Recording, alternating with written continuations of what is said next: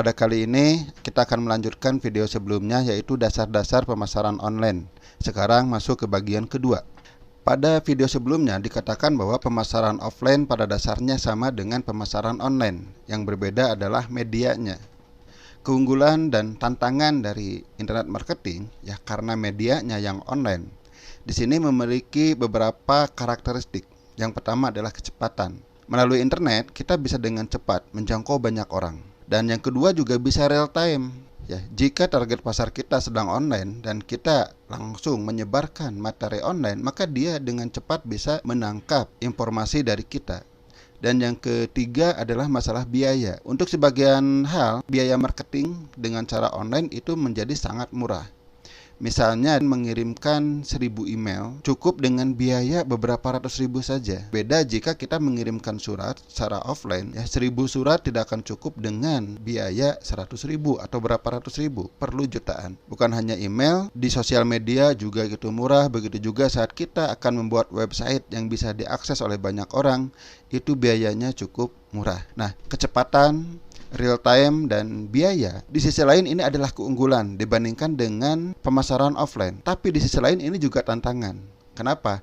Karena bukan hanya kita yang bisa, orang lain juga bisa memanfaatkan kecepatan, orang lain juga bisa memanfaatkan real time. Begitu juga orang lain bisa menjalankan pemasaran dengan biaya yang murah sama dengan kita. Yang akhirnya untuk berhasil di internet marketing juga kita perlu strategi yang mantap, taktik yang tepat, dan branding juga yang kuat. Itu akan sangat membantu. Jadi tidak hanya sekedar promosi, tidak hanya sekedar kita berlomba banyak-banyaknya promosi. Kenapa? Karena orang lain juga bisa. Media online, kita mengenal media online yaitu tempat kita untuk memasarkan baik produk maupun jasa kita, termasuk peluang bisnis. Pada dasarnya media online yang bisa kita gunakan sebagai tempat untuk memasarkan, yang pertama yang disebut dengan website. Ya, website itu banyak, nanti kita akan bahas. Yang kedua email, dan yang ketiga adalah aplikasi chat. Ya, sebenarnya masih ada yang lain, tapi 3 media inilah yang paling banyak digunakan saat ini. Website itu banyak sekali bentuknya ya. Mungkin yang kita kenal ada yang berbentuk dengan blog.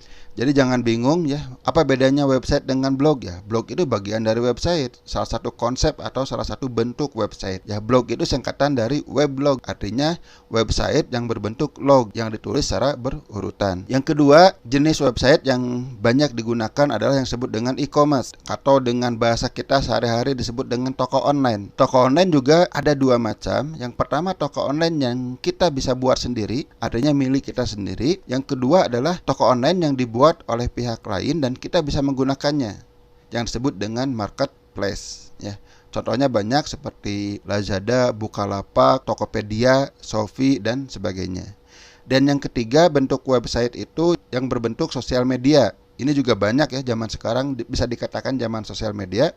Ada Facebook yang paling terkenal, ada Instagram, ada YouTube. YouTube juga sosial media yang menggunakan video. Ada juga Twitter, ada LinkedIn, dan sebagainya. Banyak sekali yang bisa kita gunakan. Dan masih banyak sekali ya bentuk-bentuk website yang bisa kita gunakan. Cuma yang populer 3 ini. Untuk urusan online, fokusnya itu adalah di eksekusi taktik, yaitu untuk promosi dan selling. Pada intinya, fokus online itu adalah memudahkan kita berkomunikasi. Berkaitan dengan strategi, ya strategi itu offline dan online pun sama ya. Kita bagaimana strategi yang matang, menyusun strategi agar kita unggul dibandingkan dengan pesaing.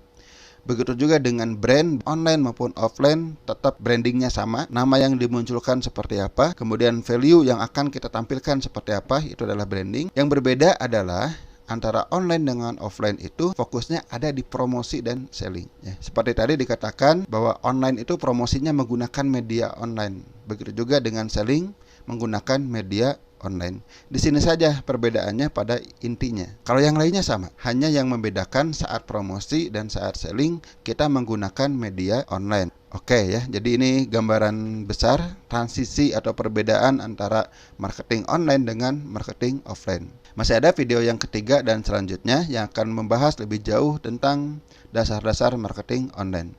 Oke, untuk kali ini saya tutup dulu. Wassalamualaikum warahmatullahi wabarakatuh.